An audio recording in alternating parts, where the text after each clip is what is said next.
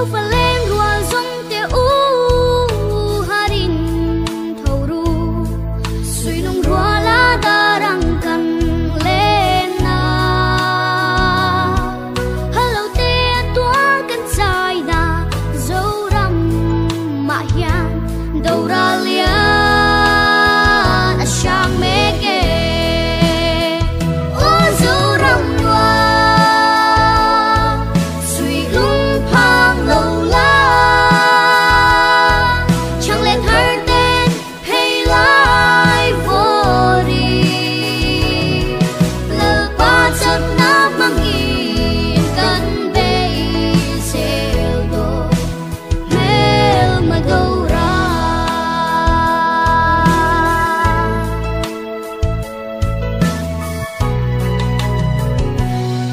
mà ta tê thì sen xóa đi nắng lệ cây min a anh tin nghe cắn san về ta căng lệ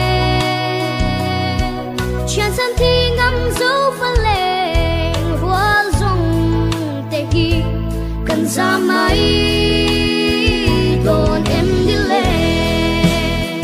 ô dấu răng hoa suy lung phang lâu la chẳng lên thở tên hay lại vô đi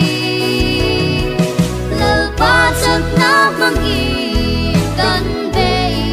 xêu đồ mel mà đâu ra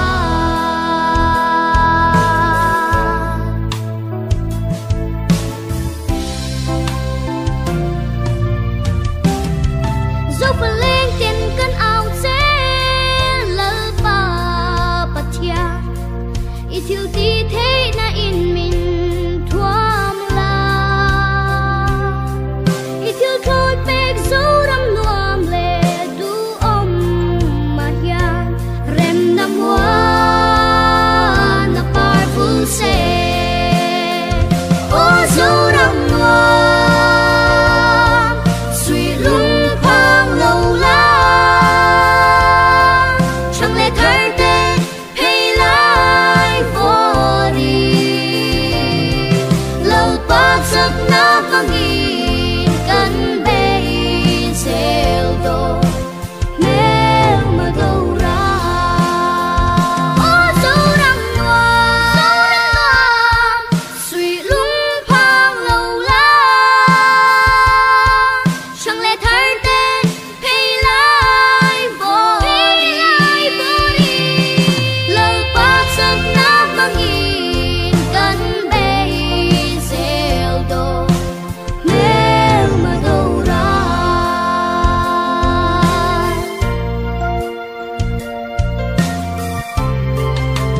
mel mà đâu ra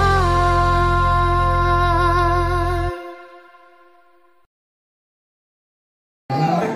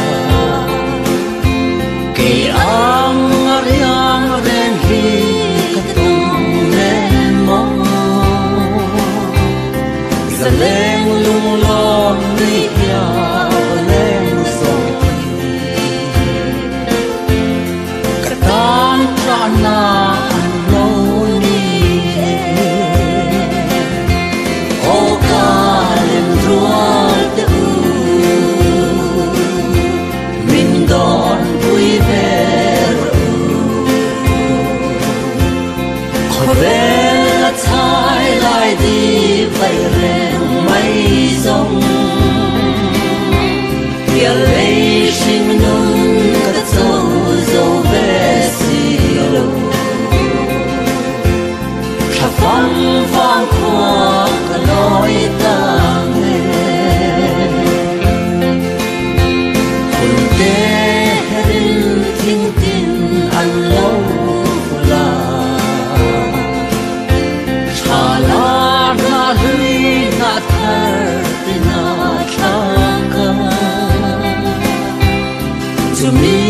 yang in ka he lai đi về kha lên đăng vào môi anh min pha kê ô ca em ruột tu min đón vui về khó về là thay lại đi vậy rèn mây rong kia lấy sinh nôn cất dấu dấu về xì lô khắp phong vang khoa cả lối ta nghe anh đi ta kê bút tê ta phù lâu xe mà ngay ta riêng cả hoa chuan mây anh đi mai thiêng là ca sư xa mua liang rong nụ lên khăn in lên dê lăn dê thiên la ya bụi tê cha mây xì phiền đi lên ca này lòng sẽ cùng chuang in suy lung lên rèn in cả hoi về là cả tông xì lâu thiên lai đen tu ô ca lên ruột tu min đón vui về khó về là thay lại đi vậy rèn mây rong kia lấy sinh nôn cất dấu dấu về xì lô khắp phong vang khoa cả lối ta nghe một ngày là xem dài thiam lâu ni xem sẽ là khó về năm tin gì ngã nhang run ra kain tiara ran môi lên ta chuan chân to cả tông mà ô ca lên ruột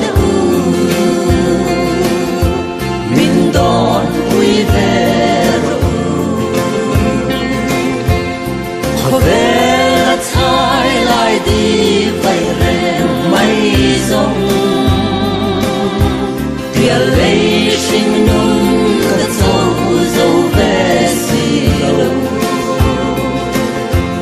khắp phong vang khoa cả lối ta nghe khắp phong vang khoa cả lối ta nghe